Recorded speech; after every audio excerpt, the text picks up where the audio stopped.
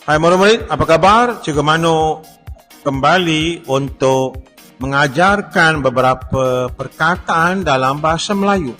Hari ini, Cikgu Mano akan memberikan pencerahan atau penjelasan tentang 4 perkataan dalam bahasa Melayu. Iaitu kerana, oleh kerana, sebab, oleh sebab. Murid-murid, tolong beritahu dalam keempat-empat perkataan ini, perkataan mana yang wujud dan mana yang tidak wujud dalam bahasa Melayu. Ya, ada yang memberikan jawapan yang betul. Ramai juga yang tidak dapat memberikan jawapan yang tepat.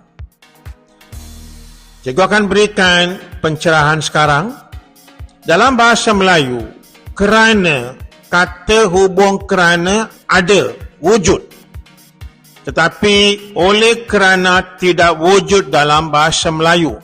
Maksudnya oleh kerana tidak boleh digunakan dalam bahasa Melayu kerana tidak terdapat perkataan yang sedemikian rupa dalam bahasa Melayu. Jadi mulai hari ini, jangan gunakan oleh kerana dalam bahasa Melayu.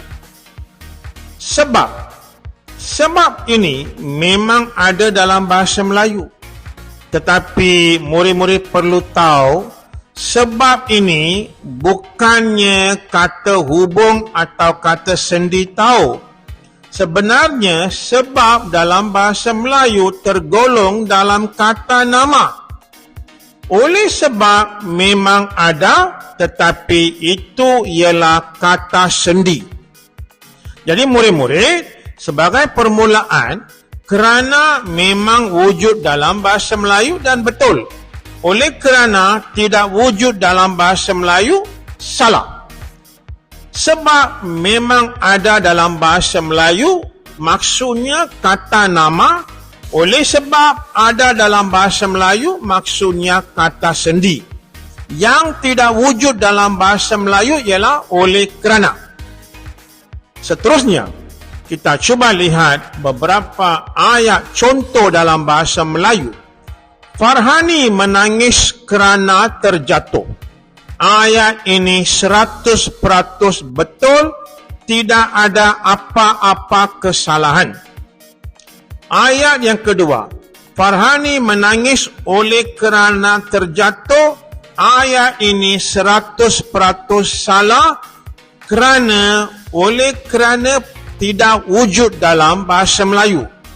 Ayat yang ketiga, Farhani menangis sebab terjatuh. Ayat ini salah dalam bahasa Melayu. Mengapa salah? Sebab di sini bukannya kata sendi atau kata hubung, tetapi sebab ialah kata nama.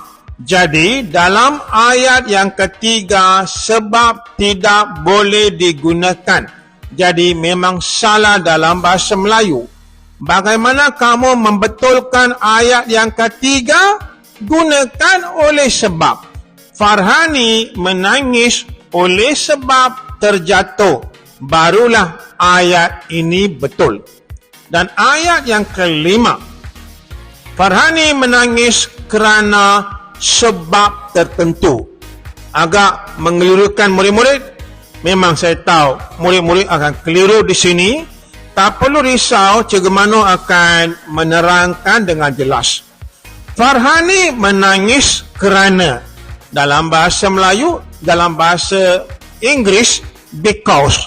Farhani menangis kerana. Kerana di sini dalam bahasa Inggeris, because. Sebab tertentu, sebab di sini ialah reason dalam bahasa Inggeris. Jadi murid-murid, Farhani menangis kerana sebab tertentu memang wujud dalam bahasa Melayu. Apakah perbezaan di sini? Kerana ialah because dalam bahasa Inggeris, sebab ialah reason. Jadi kerana ialah kata hubung, sebab ialah kata nama. Oleh sebab itulah ayat yang kelima memang betul dalam bahasa Melayu.